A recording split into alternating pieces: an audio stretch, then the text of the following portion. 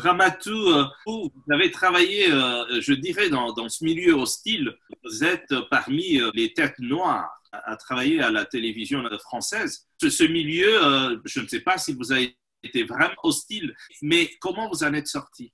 Il était très hostile, bien sûr, parce que d'abord, c'est pas dans les habitudes. D'abord, pour que je sois la première, il a bien fallu que ce soit hostile, parce que quand même, il y avait des Africains, des Antillais, des gens de toutes les régions, enfin, de tous les pays en France avant que j'arrive.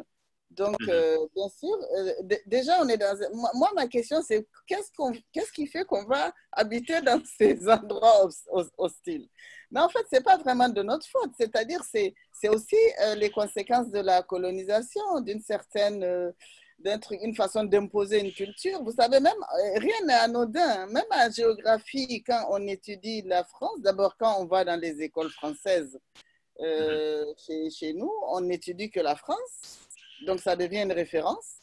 Et même en géographie, ils disent c'est un pays tempéré, il fait ni chaud ni froid. Enfin, ils le décrivent comme un paradis. Depuis que vous avez 5 ans, 6 ans.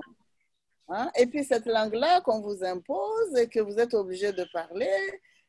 En plus, nous, dans le Sahel, donc on a des langues, par exemple au Niger, les deux langues les plus parlées sont le Songhai et le Hausa. Même dans l'ordre, le Hausa qui est plus parlé, ensuite le Songhai. Bon, c'est des langues qu'on parle. Hein? Et moi, par exemple, il y a des familles où à l'école française, on vous interdit de parler vos langues parce on vous punit même quand on vous surprend en train de dire un mot dans votre langue. Et puis quand vous venez à la maison, dès que vous dites un mot français qui vous échappe, vous avez une baffe que votre père vous interdit en traversant la cour de parler le français. Parce qu'il ne faut pas parler le français à la maison. Parce qu'on se bat pour que nos langues existent, pour que nos cultures existent. Mais vous imaginez ce qui se passe dans la tête d'un enfant. C'est violent pour l'enfant parce qu'il n'a pas encore Ouais. compris qu'il y a une bagarre Ouais. culturelle, qu'il y a une bagarre idéologique, qu'il y a une bagarre politique. Lui, il sent qu'on lui fout des gifles à chaque fois qu'il traverse une cour, quoi. Déjà, quand on comprend tout ça, et c'est ce qui fait, on dit, ben, on va aller dans ce pays qui est le paradis, hein? Et puis on vous dit fraternité, égalité, liberté, liberté. Parce que, en plus, nous, dans nos aristocraties, et l'éducation est très dure. Hein? Nous, on nous éduque vraiment parce il faut transmettre la culture, la lignée. Il y a un sens de l'honneur, de la dignité. Il y a des choses à faire, à ne pas faire. C'est très, très contraignant. Et on entend qu'il y a des pays où on est libre. Hein, et où il n'y a pas de parents pour vous imposer un truc. Enfin bon, on croit que voilà, donc on va dans ces pays-là. Et là, on arrive et on comprend que c'est rien de tout ça. D'abord que c'est même pas plus beau que chez nous. D'abord qu'en général, chez nous, c'est même plus beau. Enfin, on apprend petit à petit. Mais je crois aussi que quand on vient de... Par exemple, moi, je suis arrivée pour faire mes études supérieures en France. Moi, je viens d'un pays où tout le monde est normal, quoi, comme moi. Moi, je ne me suis jamais désignée et jusqu'à présent, moi, je ne me désigne pas comme les autres me désignent. Les autres, je les désigne. Voilà, il y a un blanc, il y a un chinois, il y a un vietnamien. Nous, on est normaux. Donc, quand j'arrive dans ces pays-là, je ne me vis pas comme une minorité. Mhm. Je me vis comme quelqu'un qui est venu dans un pays étranger. Et peut-être cette démarche-là, cette façon de vivre ça, fait on peut ouvrir des portes. Parce que moi, quand j'avais envie de postuler à cette émission où j'ai été embauchée par Bernard Rapp à France 2, qui est un magazine de la rédaction qui s'appelait l'Assiette anglaise, Mhm.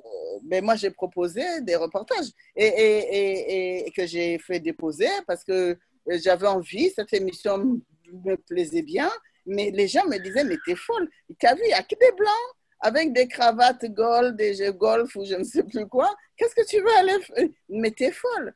Et moi, j'ai dit, oh Mhm. non, mais moi, ils me plaisent bien, ces gens-là, je veux bien travailler avec eux, et puis j'ai des choses à dire.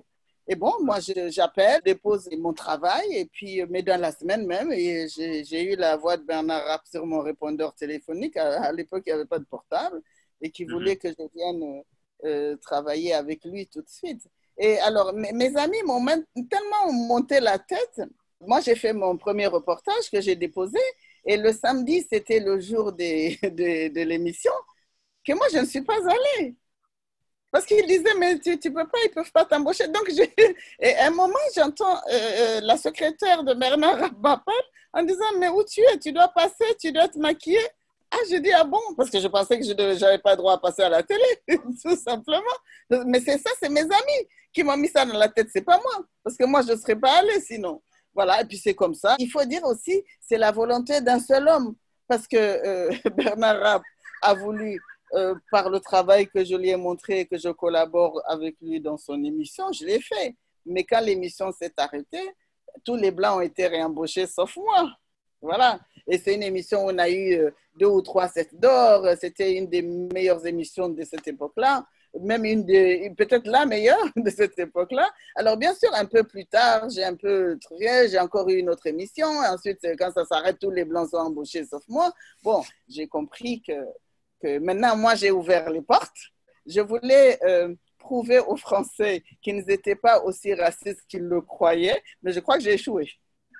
Je crois que j'ai échoué parce que le racisme a fait que je n'ai pas pu continuer dans mon travail de façon, on va dire, de façon régulière. Hein, à la télévision française, comme les autres Blancs qui ont fait normalement. Voilà. Mais le racisme français est très sournois. Hein, c'est pas dans le texte, mais c'est là. Voilà. Personne m'a dit, on peut pas, voilà, parce que tu es ceci ou cela. Mais comme ça se fait par cooptation, ça se fait par promotion. Ils ont grandi ensemble. Ils ont grandi dans le même quartier. Je n'ai ni grandi dans leur quartier, ni à leur promotion. Moi, je suis une universitaire. Moi, je n'ai pas fait d'école de journalisme. Et même, j'en aurais fait, parce qu'il y a des gens d'Afrique et d'ailleurs qui ont fait des écoles de journalisme, qui n'ont jamais travaillé comme journaliste à la télévision française. Comme journaliste, hein, parce qu'il y avait parfois, je pense, dans les années peut-être 70 ou 60, je ne sais pas, parce que j'ai appris qu'il y a eu des speakerines, donc ces femmes qui présentaient le programme, qui avaient des antillaises, hein, et maintenant, en tout cas, en tant que femme journaliste non blanche, j'ai été la première et dans une grande émission. Bon, et puis après, j'ai beaucoup appris là, parce que d'abord, Bernard Rapp était très rigoureux avec moi parce qu'il se rendait bien compte qu'il m'embauchait et que la moindre petite erreur, on allait lui dire, ben, tu vois, bon, il était très rigoureux et j'ai appris beaucoup. Il est mort aujourd'hui, paix à son âme, mais j'aurais bien voulu qu'un jour il découvre que j'ai appris beaucoup avec lui. Voilà.